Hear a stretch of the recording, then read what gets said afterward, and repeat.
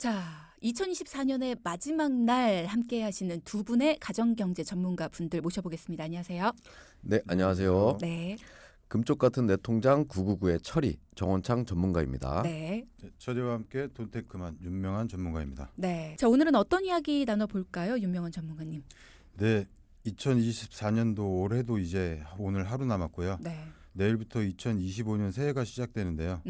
새해 변경되거나 없어지는 보험들이 있습니다. 그래서 오늘은 새해 앞두고 우리 동키분들이 미리미리 알아두시면 좋을 2025년 달라지는 보험 시장에 대한 내용들을 준비했습니다. 새해가 되면서 보험 시장에도 달라지는 것들이 있다라는 말씀이신데 하나씩 좀 짚어주시죠. 네, 2025년도에 달라지는 것 그 첫 번째는 바로 예정 이율이 변동이 될 예정입니다. 보험회사가 보험료를 산출할 때 사용하는 수익률이 예정 이율이라고 하는데요. 예를 들어서 보험회사가 보험료를 받고 보험금을 지급하는 그 시기, 그 사이의 시차에 운영된 수익률을 예정 이율이라고 하는데 이러한 예정 이율이 내려가면 보험회사의 운용 수익이 줄어들기 때문에 상대적으로 보험료가 올라갈 수가 있습니다. 그래서 내년에는 이 보험료가 인상될 예정이고요. 특히 유병력자분들이 가입할 수 있었던 간편보험의 손해율이 높아지면서 보험료의 할증이 예상된다고 볼 수가 있는데요. 이렇게 예정 이율이 낮아지는 이유는 그만큼 큰 보험금을 많이 지급을 해서 보험회사의 손해율이 높아갔기 때문이라고 합니다. 그래서 보험료가 얼마나 올라갈지는 상품의 종류에 따라서 그리고 가입 연령 그리고 보장 기간에 따라서는 달라질 수는 있는데 내년에는 보험회사의 예정 이율이 좀 낮아질 걸로 예상이 돼서 보험료가 다소 좀 올라갈 걸로 예상이 되고 있어요. 내가 많이 청구하지 않았더라도 어쨌든지 간에 전반적인 걸 따지기 때문에 내년도는 보험료가 좀 올라갈 예정이다. 네. 라는 얘기네요. 그리고 두 번째 수술비 관련돼서 금액이 좀 다소 조정될 거라고 예상이 되고 있는데요. 네. 특히 질병 수술비 그리고 질병 1호종 수술비에 대한 보장 금액이 내려가는 반면에 상대적으로 보험료는 다소 올라갈 수가 있다라고 합니다. 불리해지는 거네요, 우리한테. 네, 맞아요. 그리고 후유장애에 관련된 담보들 역시 조정이 불가피할 거다라고 예상이 되고요. 어떻게요? 예를 들어서 여러 군데에 후유장애 담보를 가입한다 하더라도 한도를 아마 정해놓을 것 같습니다. 예를 들어서 후유장애에 대한 한도를 뭐 업계 통상 2억 원 혹은 1억 원 그 이상 가입하는 거에 대해서는 뭐 후유장애 담보에 대한 더 이상의 가입을 불가할 수 있는 그렇게 좀 제약을 좀 줄 수도 있다라고 예상이 좀 되고는 있어요. 후유장애 특약이 굉장히 저렴하면서 뭔가 혜택은 좋은 뭐 혜택이라고 하긴 좀 네, 그렇지만 맞습니다. 어쨌든 뭐 소비자가 받을 수 있는 거는 많으면서 내는 보험료는 적은 뭐 이런 걸로 굉장히 유용한 특약이다 이렇게 설명을 했었는데 이게 좀 소비자한테 불리하게 바뀌네요. 네. 그리고 세 번째는 이미 판매가 중단되어 있었던 암 주요 치료비 비례형이라는 특약이 있었습니다. 이것은 지금 벌써 판매가 중단됐고요. 네. 정액형도 중단이 될 예정이고 그리고 표적 항암 치료 그리고 다빈치 로봇 중입자 치료 암 치료에 관련된 이러한 특약들도 조정이 있을 거라고 예상이 되고 있습니다. 이렇게 예상이 된다라는 거는 어떤 면에서 예상을 하시는 거예요? 뭐 미리 어디서 뭐 발표가 내려오는 거예요? 아니면은 그냥 이 전문가들 사이에서 이거 이번에 이렇게 되지 않을까? 그동안의 흐름이 이랬으니까 뭐 이렇게 예상하시는 거예요? 그냥? 네, 그렇지는 않고요. 금감원에서 금융감독원에서 여러 가지 지금 보험에 관련된 조정 부분들을 좀 다소 2025년도 그리고 2024년도 말까지도 좀 갑작스럽게 변동되는 그러한 부분들이 있어요. 그 부분은 뒤에서도 말씀드리겠지만 소비자분들 보험 소비자 분들을 좀 보호하기 위한 정책이긴 한데 다소 그 전에 좀 과도한 보험금을 좀 받을 수 있는 그러한 특약들을 좀 보험회사들이 상대적으로 좀 경쟁을 통해 가지고 그러한 상품들이 나오다 보니까 이러한 부분들을 좀 다소 조정을 좀 할 거다라는 예상을 하고 있는 거죠. 그렇군요. 그러니까 그동안에도 여러 번 조정을 거쳐왔기 때문에 이제는 이것들이 좀 중지가 될 수 있다. 그동안의 흐름들에 따라서 네네, 맞습니다. 그런 예상들을 하고 계시는 거군요. 네. 네, 그리고 뇌혈관, 허혈성 심장질환 진단비 정액형도 없어질 예정이고요. 상급병원 1인실 60만 원까지 받을 수 있었던 특약도 20에서 30만 원으로 보장 혜택이 줄어들 예정입니다. 상급병원 1인실 특약 이것도 금액 자체가 줄어들게 된다. 네, 맞습니다. 판매는 되는데. 네네. 그럼 이렇게 많은 부분들이 변경이 된다라는 건데 왜 이렇게 변경이 되는 거예요? 사실 보험회사에서 과도한 경쟁으로 단기 성과에 좀 치중을 한 부분들이 좀 있었고요. 상품을 바꿔가면서 보장을 과도하게 확대하는 경우가 있었는데요. 예를 들어서 유행을 했던 독감 관련된 특약들이 있습니다. 한때 굉장히 유행했죠. 네. 그래서 보험금을 20만 원에서 100만 원까지 그리고 단기납 종신보험의 10년 환급률이 130%까지 상향된 적이 있었습니다. 이렇게 과도하게 보장 한도를 증액할 경우에는 장기적으로 봤을 때는 보험회사의 손해율이 악화가 될 수 있고 그리고 즉흥적으로 결정을 하는 소비자분들이 꾸준하게 유지를 못했을 경우에는 또 손실로 다가오기 때문에 금감원에서는 이러한 부분들에 대한 조정을 지금 준비하고 있는 것 같습니다. 그렇죠. 네. 네, 실제 한 손해보험사 독감보험 손해율이 23년 1분기에는 29.2%에서 과도한 보장 한도 증액 이후 24년 4분기에 543.6%로 급등했고요. 네.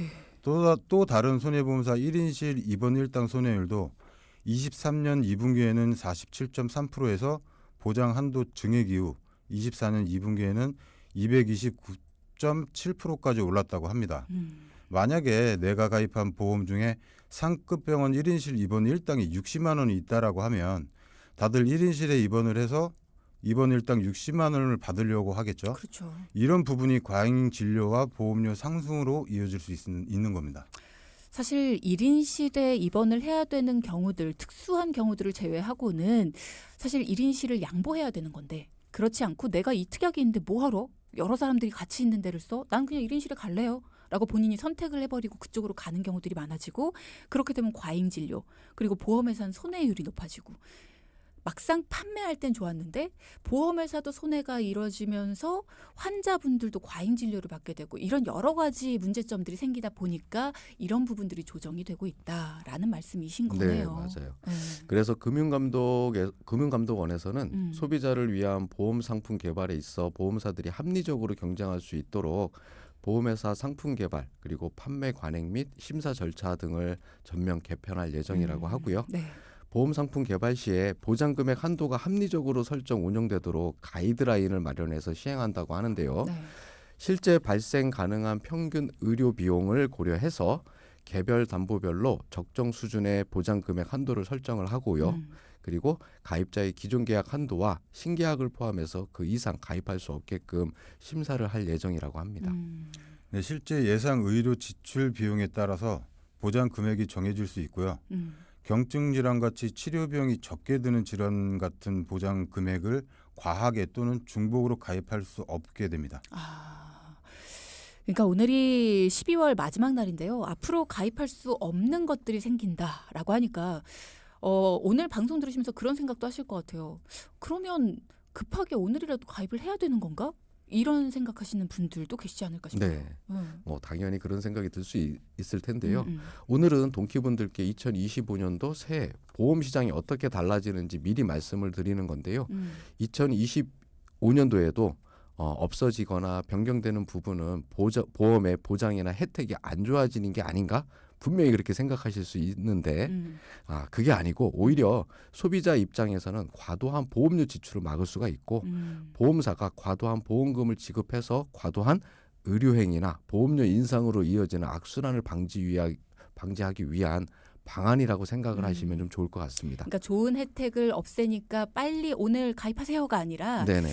이런 부분들은 안 좋은 거다라고 판단을 해서 없애는 거니까 서둘러 가입하실 필요 없다. 그렇다고 또 기존에 그럼 나 갖고 있는데 이거 안 좋은 거라고? 나 그럼 없애야지. 이게 아니라 네. 어쨌든 서둘러 가입하실 필요는 없는 거다라는 부분 알아두시면 좋겠네요. 예, 내년부터 중복으로 과도하게 가입이 가능했던 부분도 없어지기 때문에 그동안 잘 모르고 중복으로 가입하셨던 분들 많은데 앞으로는 그런 피해 사례도 사실 사라질 것으로 예상됩니다. 그리고 현재 실손 가입자가 80% 정도 된다고 하는데요.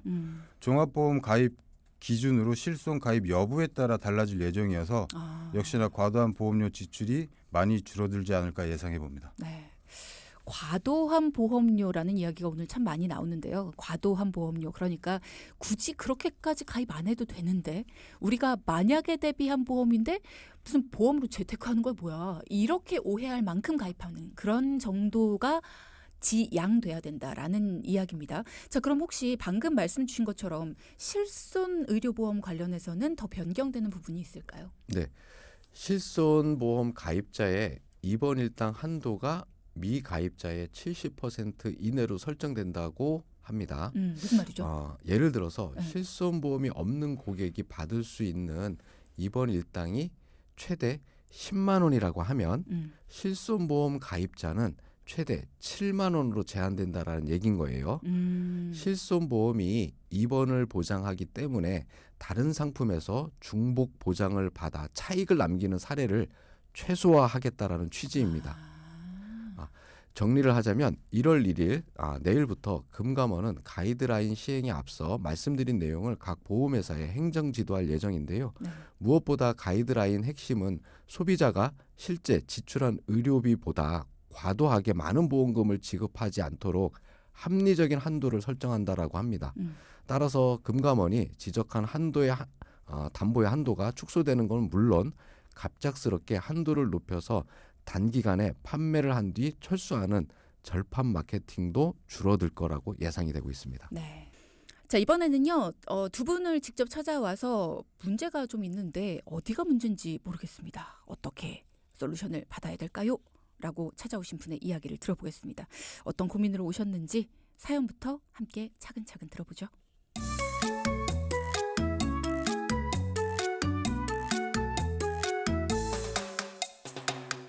안녕하세요. 저는 40대 초반에 조금 늦게 아이를 낳아서 지금 4살 쌍둥이 아이가 있는 쌍둥이 엄마입니다.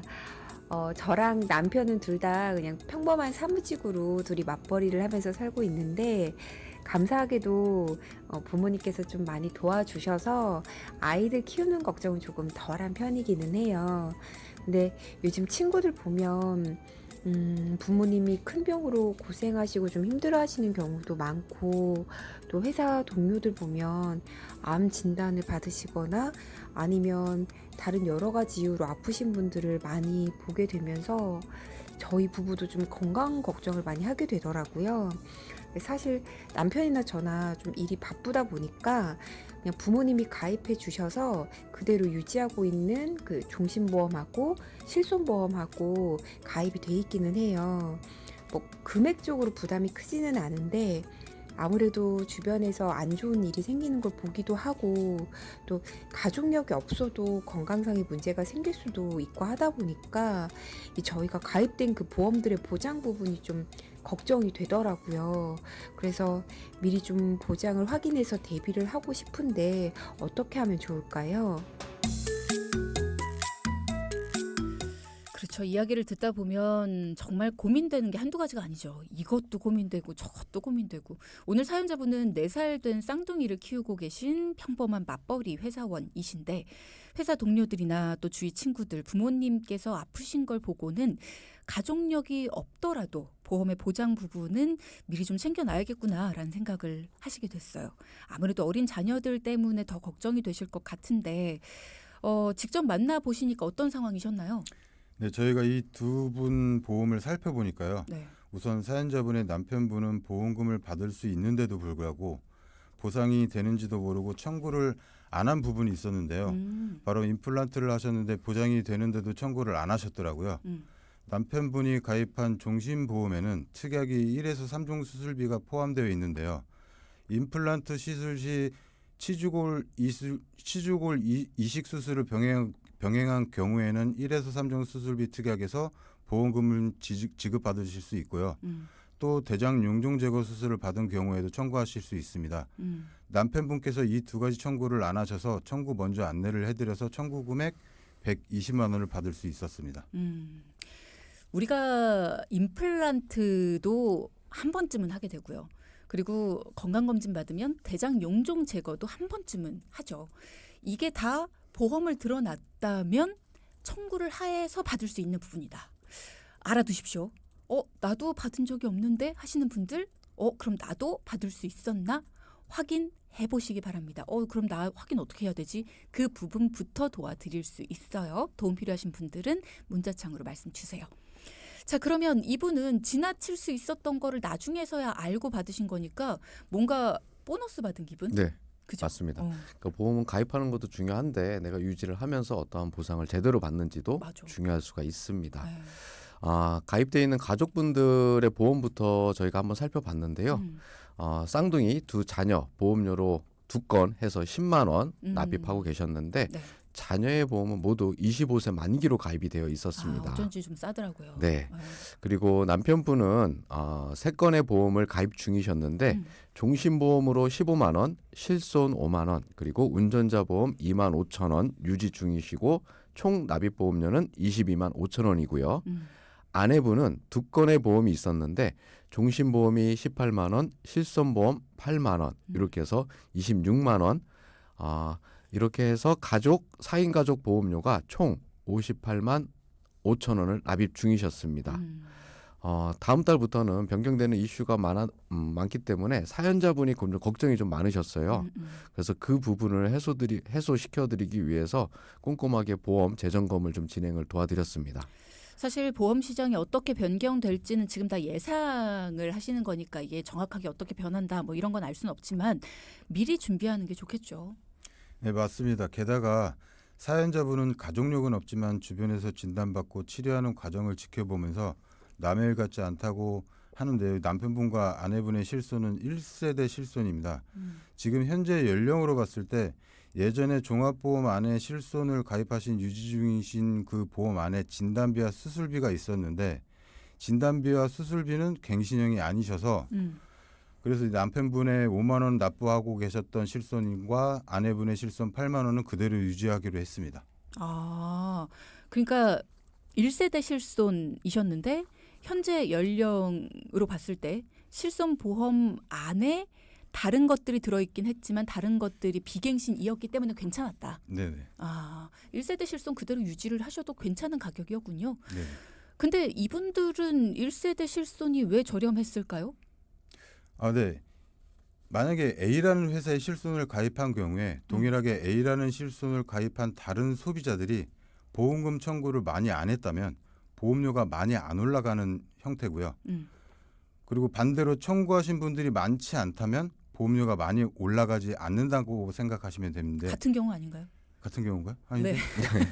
그죠? 네. 청구를 많이 했냐 하지 않았냐. 많이 했으면 많이 올라가는 거고 많이 그쵸. 안 했으면 많이 안 올라가는 네네. 거고. 네. 사연자분 부부가 가입한 회사는 손해율이 크지 않아서 아직까지는 실손 보험료가 많이 오른 상태가 아니었습니다. 그렇군요. 네. 그리고 두 분의 나이대가 아직 40대 기 때문에 지금 1세대 그치, 실손 젊죠. 보험이 그렇게 높게 보험료가 책정되어 있는 그런 상황은 아니었고요. 그리고 저희가 가계부 현황을 좀 체크를 했는데 아주 다행인 것은 이 가정은 대출이 없다라는 게 매우 긍정적인 상황이었습니다. 네. 그리고 종신보험을 유일하게 이제는 실손보험 외에 종신보험을 두 분 다 가입을 하고 계셨는데 다행히 예전에 가입하셨던 종신보험이라서 아까 앞에서 말씀드렸던 것처럼 좋은 1~3종 수술 특약이 들어가 있었고요. 그걸로 인해서 또 임플란트에 대한 보상도 또 받을 수가 있었죠. 그런데 여기서 이제 부족한 부분들을 더 채우자 그러면 지금 이 가정은 쌍둥이 자녀를 키우고 있기 때문에 앞으로 뭐 교육비나 육아에 대한 비용이 더 많이 들어갈 걸로 예상되는데 그 부분을 또 보험이 부족하다고 그래서 채운다 그러면 아마 이 부분을 유지할 수 있는 준비할 수 있는 여력이 없을 거예요. 그래서 기존에 두 분이 가지고 계셨던 이 종신보험을 감액 완납이라는 기능을 통해서 더 이상 보험료는 납부하지 않되 그동안 납입했던 기간, 즉 이 두 분은 거의 한 80%를 유지를 하셨거든요. 그래서 기존에 가입돼 있는 금액의 한 80%는 보장을 받고 앞으로 보험료, 그동안 납입했던 보험료 안에서 추가적으로 부족한 부분을 다시 채우기로 했습니다. 그러니까 지금 상황에서 뭔가 부족한 보장들이 많이 보이긴 했는데 그 부족한 보장들만 채우기에는 돈이 더 들어가는 거잖아요. 그렇죠. 네. 그렇게 된다면 쌍둥이들을 키우면서 앞으로 들어갈 돈도 많은데 부족한 거 많으니까 일단 보험을 더 가입하죠. 라고만 하기에는 상황이 어떨지 뻔히 아니까. 자, 그래서 가정경제 전문가인 겁니다. 지금 보험만을 전문가로 두고 본다면, 보험만을 본다면 보험은 부족하니까 부족한 부분만 채워야겠죠. 근데 그게 아니라 가정경제 전반을 들여다보니 이렇게 되면 이 보험을 끝까지 유지할 수도 없을 뿐더러 가정경제의 구멍이 숭숭 뚫릴 게 뻔히 보이기 때문에 이 부분을 어떻게 조정해야 되는지, 어떻게 정리정돈을 해야 되는지를 차근차근히 설명을 해주셨어요. 일단은 종신보험이라는 거 가입 기간이 오래됐기 때문에 이거를 그냥 해지를 해버리면 손해가 크므로 감액 완납이라는 걸 통해서 종신에 대한 보장도 받으면서 완납을 해버린 거죠. 네, 그렇게 하면서 여유 자금을 만들었고요. 그 여유 자금으로 아이들의 앞으로 교육비라든가 그리고 부족한 보험에 대한 구멍을 메워주는 쪽으로 보험 리모델링을 정리를 해주셨습니다. 자, 그러면 어떻게 전반적으로 정리됐는지 금액이랑 좀 차분차분히 들어볼까요? 네, 우선 두 부부의 총 수입은 850만 원 정도 되셨는데요. 네. 남편분 종합보험은 암, 뇌혈관, 심혈관, 상해 3% 이상의 후유 장애, 종수술까지 해서 17만 원. 아내분 또한 동일하게 설계를 해서 15만 원을 비롯해서 간병인, 간호-간병 통합 서비스 두 분 총 7만 원. 그리고 남편분 운전자 보험은 15,000원으로 준비를 해드렸고요. 이것도 없었어요? 기존에 있으셨는데 너무 과하게 가입하셔서 감액을 해드렸고요. 쌍둥이 자녀보험 같은 경우는 25세 만기에서 100세로 변경을 해서 실손 포함 둘이 합쳐서 20만 원으로 준비를 해드렸고 총 60만 5천 원으로 안내를 해드려서 여기에 기존 실손 부부들의 13만 원까지 포함하게 되면 한 달에 74만 5천 원으로 변경이 됐습니다. 네. 일단은 금액이 늘어나긴 했습니다. 네, 근데 워낙에 빈 구멍이 많았어요. 종신하고 실손밖에 없었거든요. 그러다 보니까 건강에 대한 보장을 받을 부분이 없어서 사실은 금액이 늘어날 수밖에 없었고 자녀들도 25세 만기에서 100세 만기로 됐으니 이제 자녀들도 추가적으로 보험을 준비할 일은 없겠네요. 네. 네. 총 수입이 850만 원 중에 보험료가 지금 73만 5천 원, 그리고 전 월세 포함해서 생활비, 뭐 통신비, 뭐 식대까지 다 포함해서 400만 원 정도를 제외하면 377만 원 정도가 남으시는데 여기에서 기존의 주택 자금, 아파트 자금 마련으로 한 250만 원 정도는 저축으로 하고 계셔서 나머지 100만 원 정도는 여유가 있다고 말씀을 하셨는데 지금 상담을 통해서 말씀하시는 그 노후 자금에 대한 필요성을 가장 크게 갖고 계셨긴 하지만 그 쌍둥이 교육비에 대한 부담감도 들어드리기 위해서 일반 저축 상품으로 50만 원, 그리고 노후 준비를 하시는데 50만 원. 근데 이 노후 자금은 개인연금 보증 확증형으로 단리지만 최대 7%까지 확정형으로 가져갈 수 있는 상품으로 안내를 해드렸습니다. 그러니까 부부의 노후를 위한 대비만으로만 하기에는 장기적으로 100만 원이라는 돈이 묶여버리기 때문에 아이들 교육비나 나중에 뭔가 필요한 돈이 생겼을 때 이걸 끝까지 유지하기엔 좀 힘들어질 수 있으니까 네, 맞습니다. 50, 50으로 나눠서 노후를 위한 장기 자금으로 50을 넣고 그래서 이건 묶어두고 50만 원은 단기로 해서 중간중간에 아이들 자라면서 필요한 돈이 있을 때 꺼내 쓸 수 있고 그리고 필요할 때 활용할 수 있도록 이렇게 해주셨군요. 자, 그러면 오늘의 포인트도 한번 짚어보겠습니다. 오늘 유심히 들으신 분들 이것만은 기억하셔야 됩니다. 첫째. 2025년 변경되는 보험 시장을 꼭 체크하자. 네. 둘째. 2025년도에는 연금에 대해 고민을 해보자. 윤명한 전문가, 정원창 전문가 두 분과 함께했습니다. 자, 방송 중에 상담해드리는 내용은 청취자 여러분의 올바른 투자 판단을 위해 저희가 참고로 드리는 말씀입니다. 금융상품을 가입하거나 해지하는 것 같은 판단은 스스로의 책임으로 결정하셔야 한다는 점도 꼭 기억해 주시기 바랍니다.